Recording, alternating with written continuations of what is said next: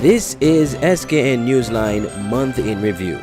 Join us now as we recap the top stories making the news for October 2017. The Old Road Police are investigating a traffic accident which occurred along the Island Main Road in West Farm on Sunday night, claiming the life of a young basketball player, Sekada Garadin. The accident occurred around 10:26 p.m. Initial investigations revealed that 3 vehicles were involved in the accident: a passenger bus HA413, a motorcar P4795, and a motor Jeep P5904. The bus and motorcar P4795 were traveling from Bastia, while P5904 was traveling in the opposite direction when the accident occurred. Sekada, a 19-year-old resident of Sandy Point and a player for the Sandy Point Pride basketball team, and who was a passenger of the bus, sustained injuries and was later pronounced dead at the scene at about 11:30 p.m. by the district medical officer. Other injured passengers were taken to the Joseph N. Fras General Hospital for treatment. The driver of motor Jeep P5904 was taken into custody. Tributes for Sekada poured in on Monday at the news of his passing. Mr. Romel Tobias, president of the St. Kitts Nevis Amateur Basketball Association, during an interview on Win FM's Voice program on Monday, spoke glowingly of Sekada. So anywhere we see each other, I will, greet him as captain, because he showed me the type of leadership that he has and continue to portray, in leading his team towards whatever victories there was. Now, he was a former captain of the 2015 team that traveled to Mountstrat for the Leeward Islands tournament. And this young man, even with aches and pains, would push himself to the limit. He conveyed his condolences to the family and friends of Sekada and to the basketball fraternity. He appealed to persons who are in receipt of the graphic photographs of the accident to desist from disseminating it, as it could be grievous to the family. Yes, there was an accident, and we as a community, a society, we have to stop the circulating of these photos that could be very touching to family members and friends who knew this young man a certain way. Another thing we also don't want to be doing is trying to assume, not being there, what happened.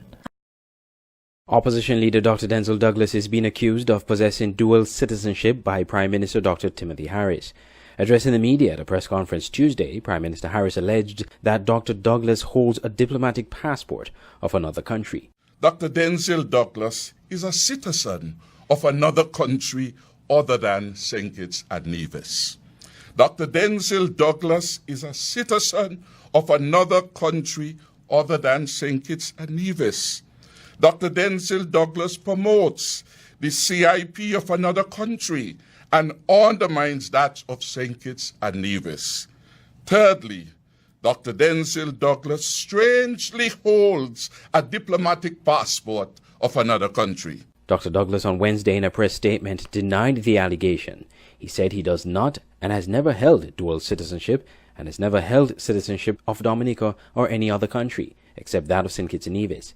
He suggested that this was a distraction by the Prime Minister away from the criticisms on the Hurricane Fund hosted by the Citizenship by Investment program. Prime Minister Harris on Tuesday suggested that the dual citizenship allegation raises significant questions of a civic, political, and constitutional nature.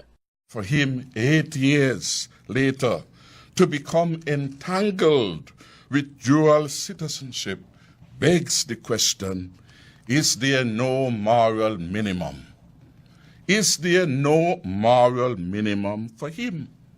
The possession of a passport by the leader of the opposition, other than a St. Kitts and Nevis passport, in my view, raises significant questions of a civic, political, and constitutional nature. Dr. Harris said the Team Unity government will conduct its own investigation in this matter and stated that any investigation should consider whether holding the diplomatic passport undermines the federal interests of St. Kitts and Nevis. And this, to me, is a significant development. And we have to, as a nation, determine how we are going to move in relation to this matter.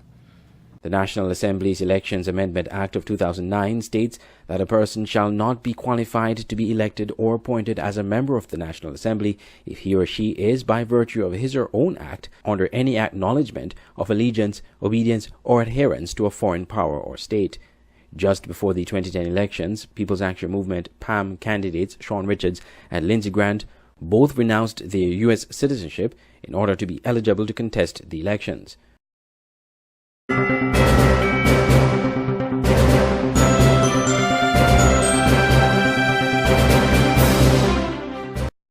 At Nagico, the things that matter to you matter to us. Like knowing you're covered when your house gets flooded, getting your settlements quickly and fairly when a fire hits your home, and making sure your business can keep going even after an accident happens on site.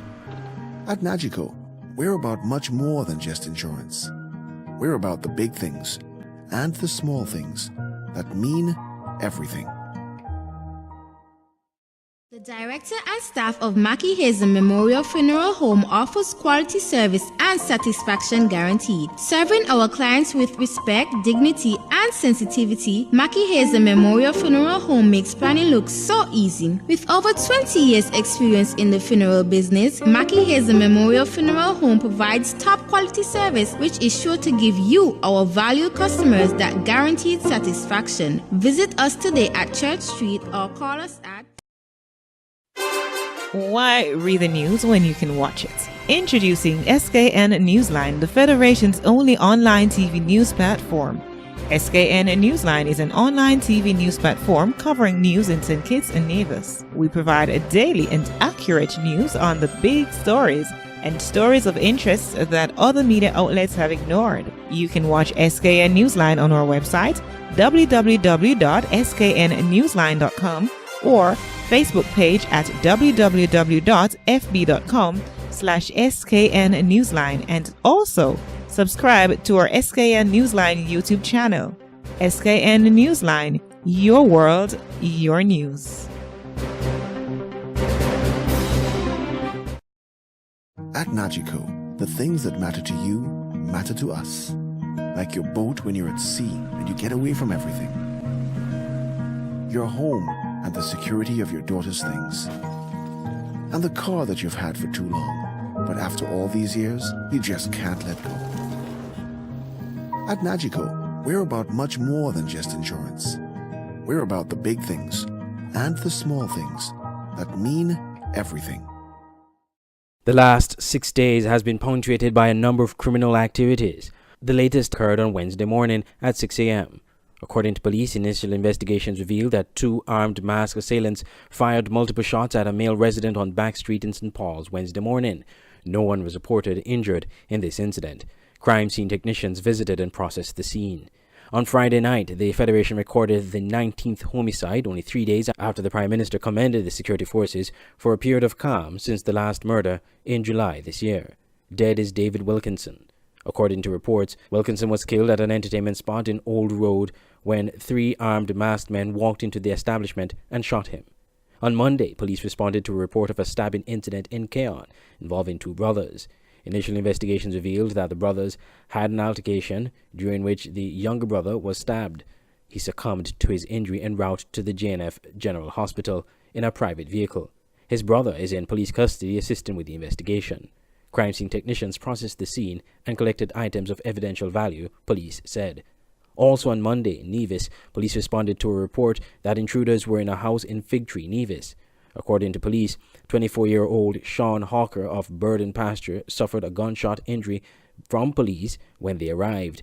He was transported to the hospital for medical treatment and is in stable condition. 2 males, aged 19 and 18, and a 14-year-old female was also in the house. A large quantity of marijuana was found in the house, police said. The illegal drugs and intruders were taken into police custody along with items of evidential value. Investigations are ongoing. There were also reports of a car being riddled with bullets on Pinneys Beach and a shooting incident in Cane Garden in St. John's involving the police shooting at a suspect. Not much information has been made available from police on these incidents. The people have made a decision and they've just asked me to crown and anoint the decision. That's all. They have done more because it's the people's decision that we have chosen the Honorable Mark Brantley to be the leader of the Concerned Citizens Movement, and we shall engage in that symbolic transfer of the torch or the mantle or whatever you want to call it. The Concerned Citizens Movement on Sunday officially ratified the change of leadership from Premier Vance Amory to his deputy Mark Brantley at a party convention in Nevis. Premier Amory has high hopes for Mark Brantley as he takes the reins of the party. Leadership requires getting to know the organization, but Mark knows the organization already. He's been there 10 years. Getting to know the people with whom you work, the people whom you will lead. Not always easy, because we all have our little quirks. But one of the beauties about Mark, I think he'll be willing to lead firmly. And that is something which will have to be done. Mr. Brantley praised Mr. Amory for his leadership for the party for 30 years and said his decision to step down from leadership was not coerced. But I ask you please to stand with me and applaud our stalwart, the founder of this great party, the man who has led it successfully for nigh 30 years, our Moses. Please stand and help me salute the Honorable Vance Wincourt Amory.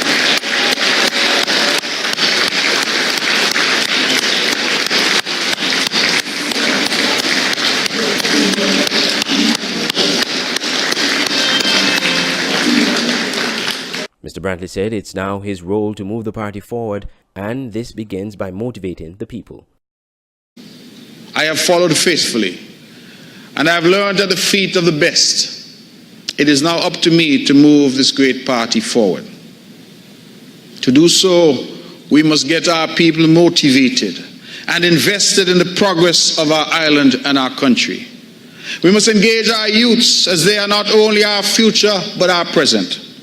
We must empower our youths, our women and our girls, and provide every opportunity for them in education, in business, and yes, in politics. The new party leader called for a new engagement with the various facets of the community.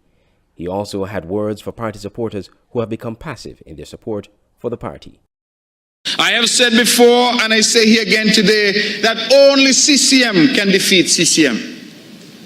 Some of us have allowed ourselves to become trapped in that horrible disease of measuring ourselves against others, of watching what others are getting or not getting, of wanting all for ourselves. Many of us feel that the role of politics is to enrich supporters rather than to build a country. Many argue not that they have not received benefits, but that they've not received enough. Some are engaged fully in the private sector, but have criticized the CCM government to say that they've not cashed a government check. Some have engaged in open attacks on their own CCM ministers and cabinet members, and have supported the plans of the enemy by gossip and innuendo, while still proclaiming that they're CCM. This has to stop. The CCM convention was attended by Chairman of the People's Action Movement, Senator Akila Byron Nisbet representing the People's Labour Party, and former Government Minister Dwyer Astafan of Operation Rescue. Mr. Amory was one of the founding members of the CCM in 1987 and has been the party leader ever since. He became premier in 1992 until 2006, where the party lost to the Nevis Reformation Party, the NRP. The party returned to power in January 2013. Mark Brantley joined the party 10 years ago and won a seat to replace the late Malcolm Guichard in 2007. He later was elected to the federal parliament and served as leader of the federal opposition for 2 terms. Since 2015, he has been the Minister of Foreign Affairs and Aviation in the federal government while serving in the Nevis Island administration. The length of time to resolve the land relocation issue with the New Birth Gospel Tabernacle Church is unfair to the church. That is the view expressed by the leadership of the church at a press conference Sunday morning to update the public on the land relocation issue it has with the government, spanning over 7 months. The church was forced to relocate after the Planning and Development Unit halted its expansion plans late last year because of complaints from residents in the Cabbage Tree housing area of Keon, where the church was originally located. The government was to reallocate another piece of land as a swap for the church to replace the one it had in Cabbage Tree. The issue first came to the public early this year after pastor of the church, Bishop Cyprian Williams, camped out in front of government headquarters for 3 days, pending a response from the government. That action was followed by meetings between legal representatives of the church and the pertinent government authorities that indicated that the land will be allocated to the church. Both parties were in negotiations. But 7 months later, according to the church, there are still some unclear matters as it pertains to compensation to the church for costs incurred during the relocation. Minister Orville Liddy of New Birth said the church has incurred a bill of $52,000 since the relocation, which includes, among other costs, leasing of private land where the church currently meets. We have amassed a total of $52,000. Believe it or not, amassed a total of $52,000 just for being here. We're talking about rent. We have to rent the land. We had to clear the land. We had to deal with the electricity and the water and building materials just to enhance, and also tents. All right, we had to rent tents during the time the hurricane. You had the aftermath of the hurricane, and we could not have put up the tent because it would have been unclear. The church has been allocated a land in Cunningham Estate in the Keys area. Currently, New Birth meets on a private leased land close to that site. Bishop Williams told the media and members of the congregation that the length of time that elapsed to fully resolve this issue is unfair to the church. We have been praying, but it's coming to a point now, my God, that it seems as though if we don't do something, I am not insisting, because I know how the government felt when I went to 4th Street. Church Street. If this has to come to the point, it's gonna be close to 600, 700 plus will be coming down to Church Street, because this is not good. This is not good. I do not want that to happen, right? But this is overbearing now. I mean, how long does this is the government? The land belongs to the government, and it's very easy for them to get this thing done. Because why I'm saying this, from the letter that we sent them in October, in no time the land was cleared. In no time these things were done. It means that since in March, in a week, this thing could have been over. Attorney General Vincent Barron Jr. and Prime Minister Dr. Timothy Harris both told the media last Wednesday that the land issue was being resolved with the church and the paperwork was in process. That matter is being advanced, and that the attorneys for the church are well aware and up to date with respect to the developments for the land for the New Birth Church, you call it? New Birth Church. You don't know, the gentleman wanted to know if there were any update you could share in relation. Yes, that's correct. We have the Ministry of Sustainable Development have cleared the land and done the necessary points of the land that has been allocated in exchange for the land from Keon.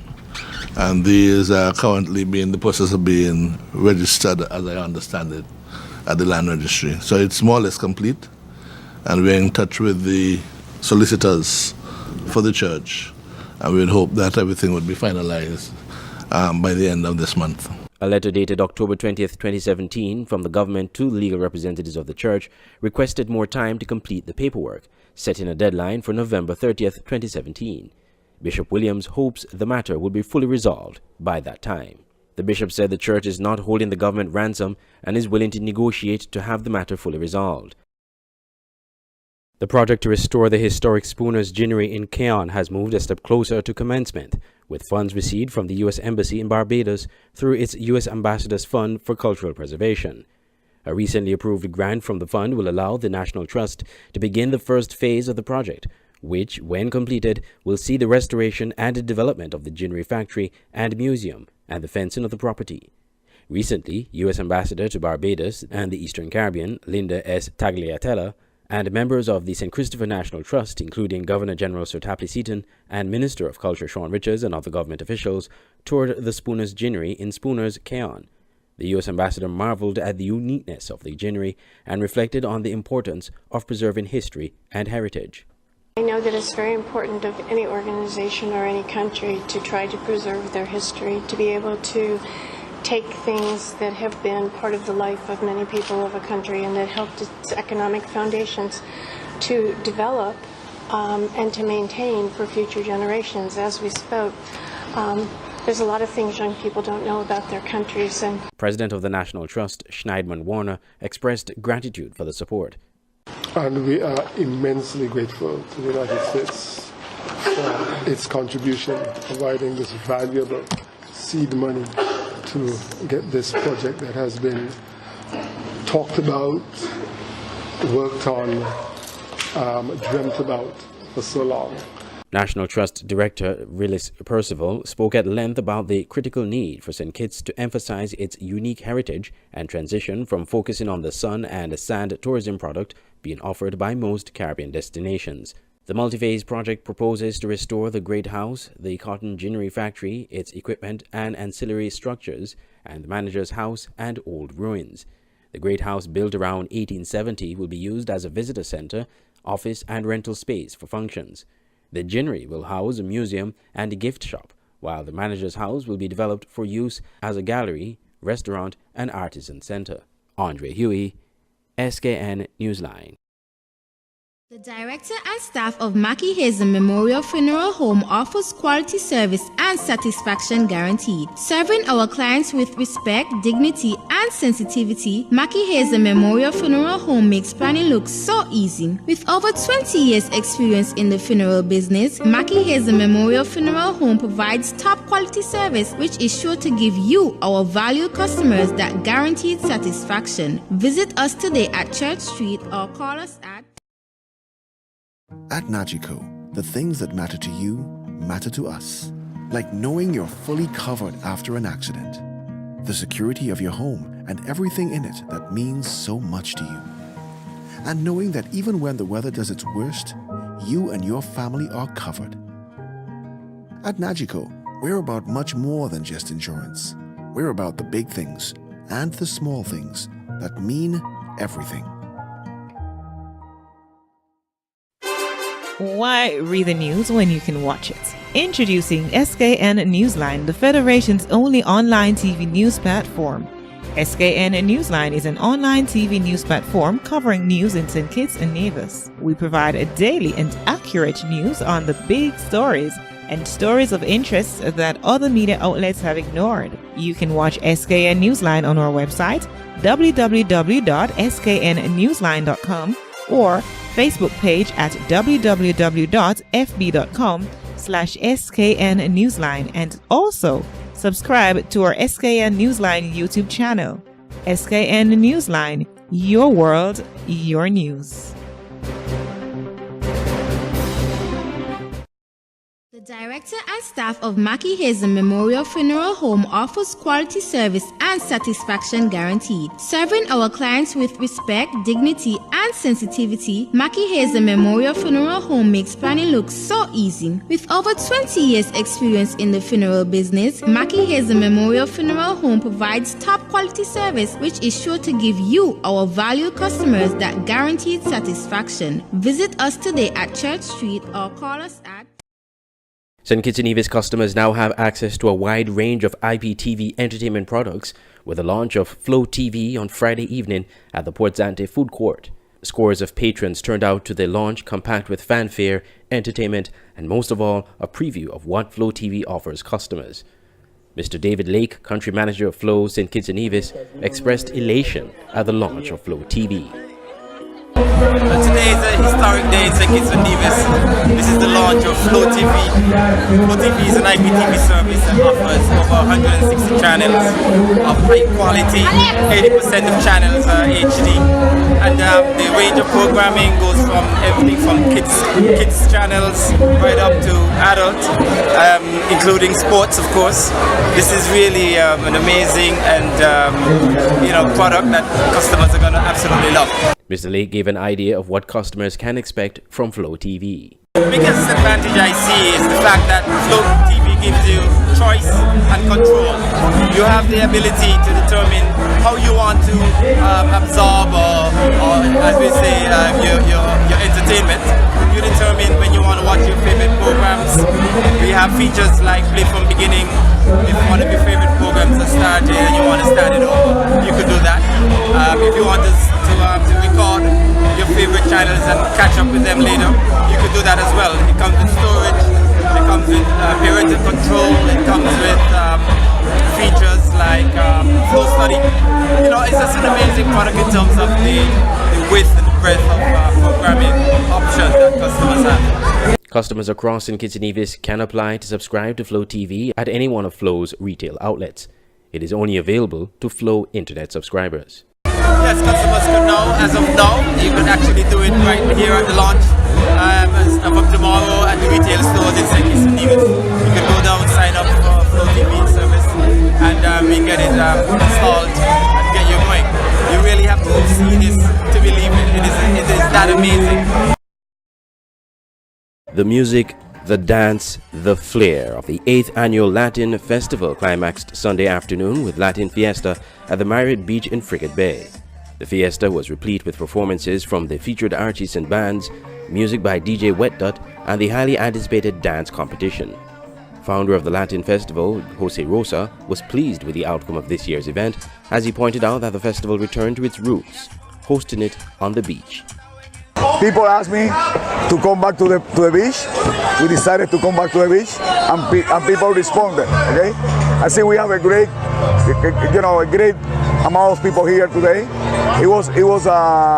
It's been amazing. You know, people enjoy. I think the city, the beach, people feel more freedom to go around. You know, and this is one of the advantages what we do at the beach. I feel great. Rosa believes Latin Festival is an important occasion in the events calendar for St. Kitts and Nevis, similar to Carnival, Culturama, and the St. Kitts Music Festival. I believe this is coming one of the important festivals in St. Kitts and Nevis, as well as the Carnival, as well as the Music Festival. Okay, as well as other festival that we do, as well as the Culturama. I believe it's a great experience for the people here in St. Kitts and Nevis, okay? And it's a different flavor that we have. I think we add to the culture, and then it's addition. And also, we are on the line, on the score, that the Latin Festival is about our common roots. You know, we have a lot, it's a Latin music, it's a language, okay? But it's a common roots in terms of the music, with the local, with the soca, with the calypso, and then also I believe we coming together as one society. We are more open society in St. Kitts. I've been here for 13 years. Today is my anniversary in St. Kitts. It's 13 years ago, 22 in October, I came here. Meanwhile, Mr. Rosa spoke of plans to expand the festival in the coming years. We want to continue mixing the Latin musics with the local musics, with the local Caribbean artists. And I think it's a good combination, and we will going to continue doing that. It's something that we understand. It's a good, we expose our artists, local artists, plus we bring those people from different islands. You know, it's Spanish-speaking bands, and also English-speaking band together in the same scenario. Because it's a Latin fiesta, but it's a Latin fiesta, it's all together. One of the high points of the event was the dance competition, which saw dance couples, including children dancers, dance to various genres of Latin music, while being judged by 3 judges positioned on the dance floor. Couples are eliminated in 2 rounds, with 4 facing off in the final round. Couple number 17 won the competition.